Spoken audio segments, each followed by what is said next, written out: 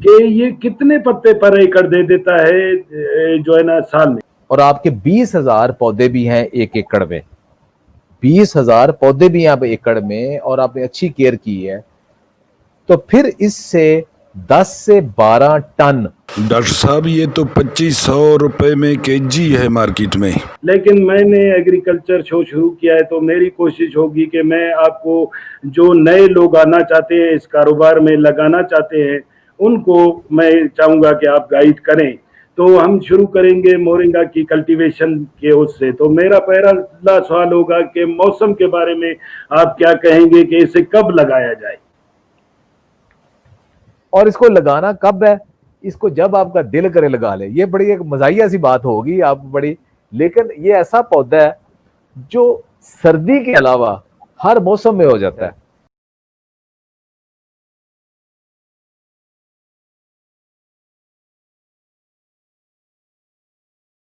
सही, ठीक है सर। अब अगला सवाल है सर कि अब जब हमने तैयारी कर ली कि हमने किस मौसम में लगाना है, तो बीज की सिलेक्शन क्या होनी चाहिए? जो मुल्तान, खानेवाल, बहावलपुर, रहीम यार खान, ये सारा जो सराइकी बेल्ट है, और चोलिस्तान का भी इलाका उसमें आ जाता है, सिंध का भी थोड़ा सा पार्ट आ जाता है, इस इलाके का जो मोरिंगा है उसका बीज काले रंग का है, बोल्ड है काले रंग का। उसका तकरीबन साइज वो जो PK1 का वही है।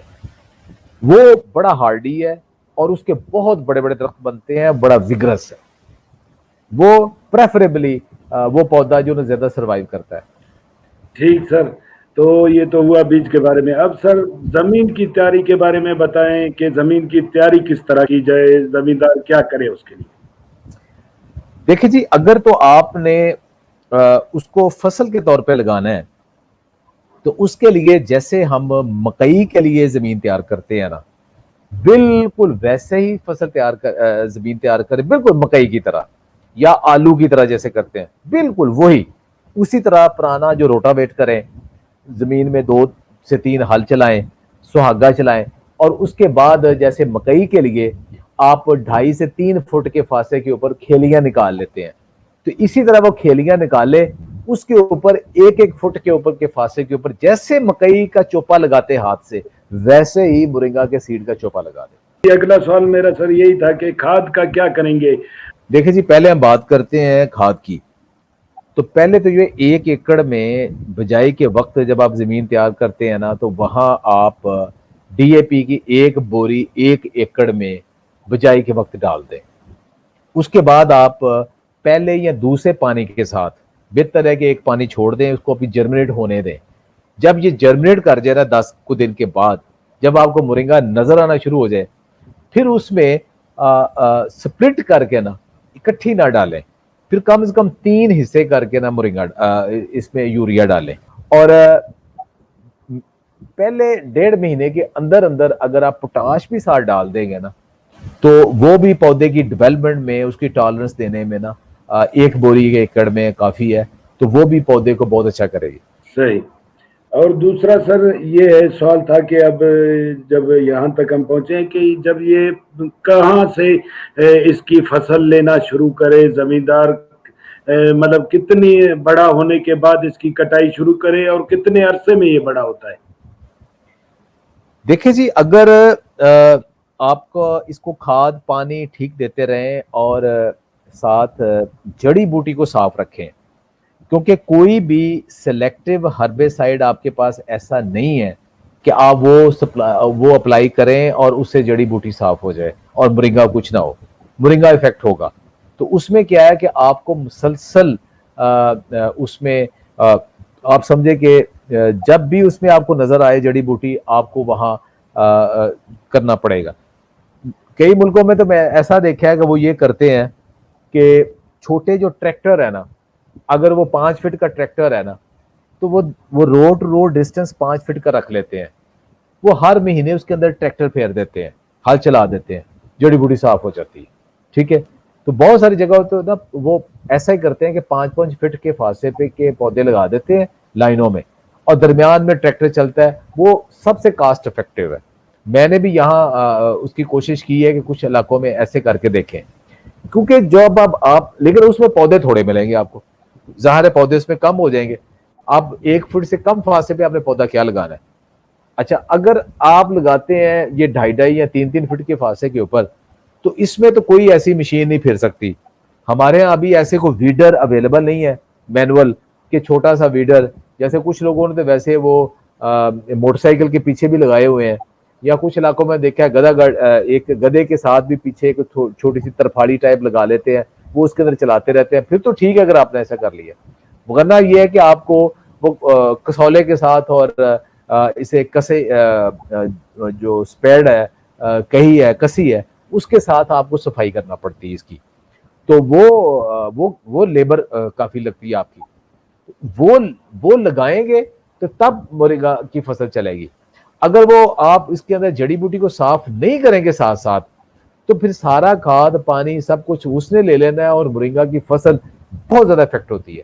और फिर जो इसके अंदर जड़ी बूटी है, जड़ी बूटी के ऊपर बीमारियां भी आती हैं, उसके ऊपर इंसेक्ट भी आता है, वो फिर इसके ऊपर ही आएगा। एक तो सबसे बड़ा मोरिंगा का जो खर्चा है वो उसकी जड़ी बूटी साफ करना है। ये जड़ी बूटी आपने साफ रखनी है। आमतौर पे ये है कि अगर आपने मार्च या अप्रैल में फसल ली है, तो आपका जून या जुलाई के अंदर जो फसल है वो 3 फीट तक फसल हो जाती है। जब 3 फीट तक फसल हो जाती है ना, तो फिर उसको ना ऊपर से टॉपिंग कर देते हैं, साइडों से भी पत्ते उतार लेते हैं। फिर आपकी ये सहूलत है, दुनिया में मैंने देखा है कि वो 5-5 फुट के ऊपर भी पत्ते काटते हैं, 4 फुट पे भी काटते हैं, 2.5 फुट पे भी काटते हैं, 3 फुट जरा इजी है। तो ये फिक्स नहीं है, ये आपने एडजस्ट करना है। बहुत सारी जगहों पर मैंने देखा है उन्होंने 5 फुट के पौधे लगाए हैं, यानी row to row, plant to plant difference भी 5-5 फुट का है।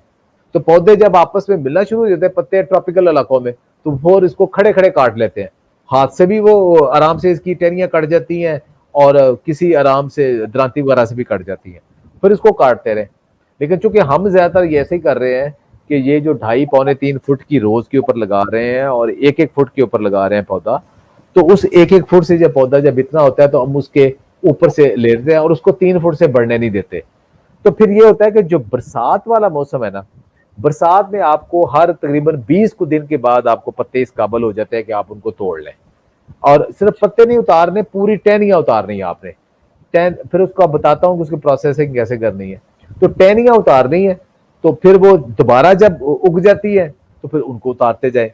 तो ये तकरीबन आमतौर पे 15 को अक्टूबर तक आपको ये 6 से 7 दफा आप ये काट लेते हो साल में। और यही है, फिर विंटर के अंदर आपको नए पत्ते नहीं मिलने। यही है कि जो गर्मियों में फसल तैयार हो गई है, उसी के अगर आप रख छोड़े और विंटर में उतारते रहे, लेकिन जब फ्रास्ट वगैरह शुरू हो जाती है फिर वो भी डैमेज हो जाते हैं, फिर वो उनकी भी वो खुश्क हो जाते हैं, फिर उनकी अंदर भी न्यूट्रिशन ड्रास्टिकली नीचे चली जाती है। अब पत्ते उतार लिए सर, अब इनको आगे क्या करना है, जमींदार क्या करेगा? देखिए जी, पत्ते उतार लिए ना, अब पत्ते उतारने के बाद इसका आसान तरीका ये है कि इसको गुच्छे इकट्ठे पकड़ लें। कट्ठी टहनियां जो है ना, वो टहनियों समेत उतारने, उसके गुच्छे बना लिए और उनको पानी में ऐसे जैसे डिप करते हैं ना, ऐसे 2-4 दफा डिप करके ना पानी के अंदर उनको ऐसे धो लें। धो के उनको किसी धागे से बांध के ना आप टांग दें उन्हें। 1 दिन तक आप टांगे रखें ताकि उनके ऊपर जो या ओवरनाइट कर दे, ताकि उसके ऊपर जो मॉइस्चर है, जो पानी है, वो सारा गिर जाए।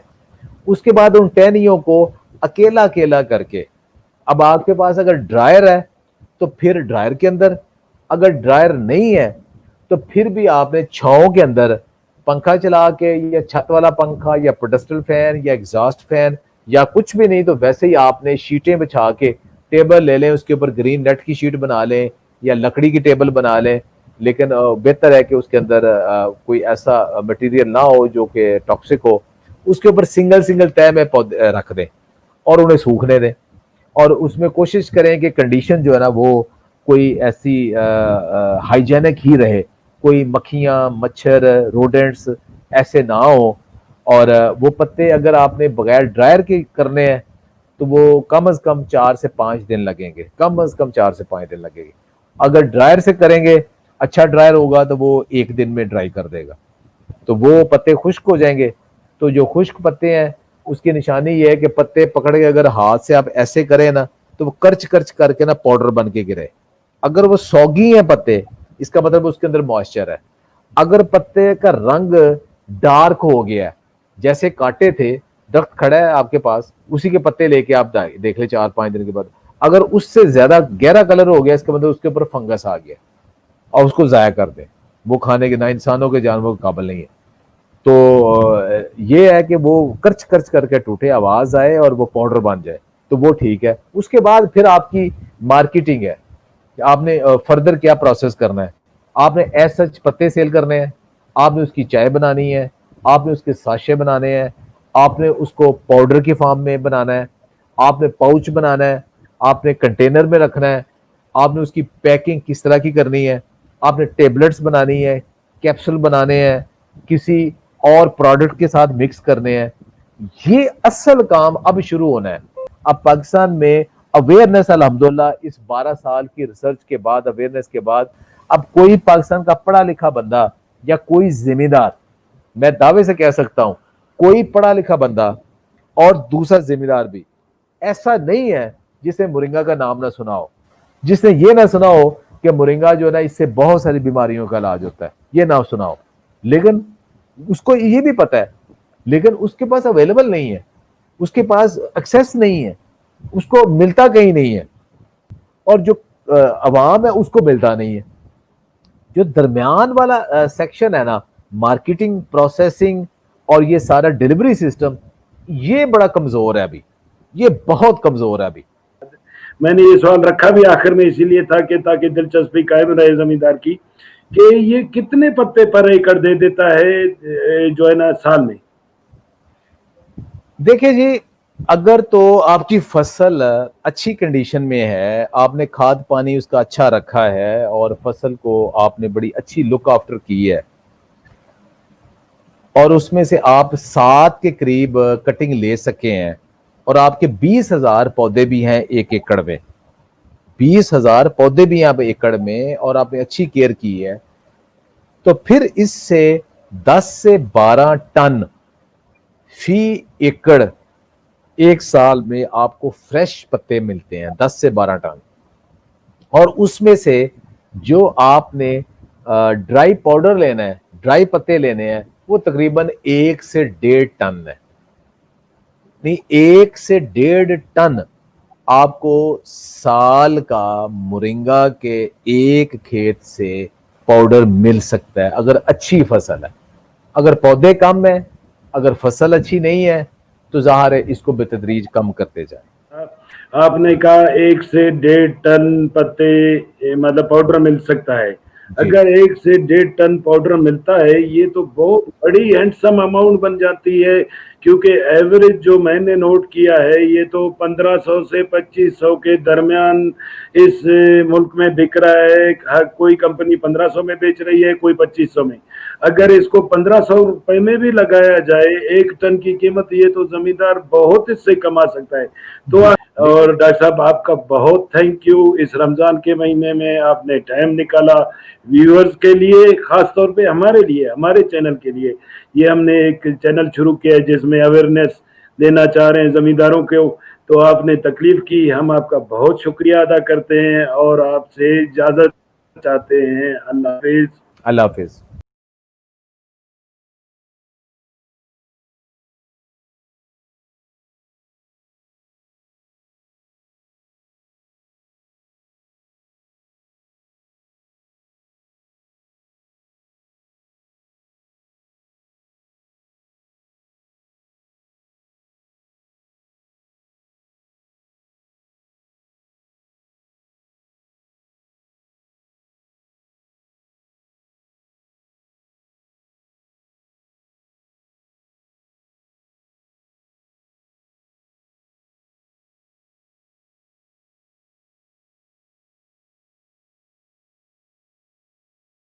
डॉक्टर साहब ये तो 2500 रुपए में केजी है मार्केट में।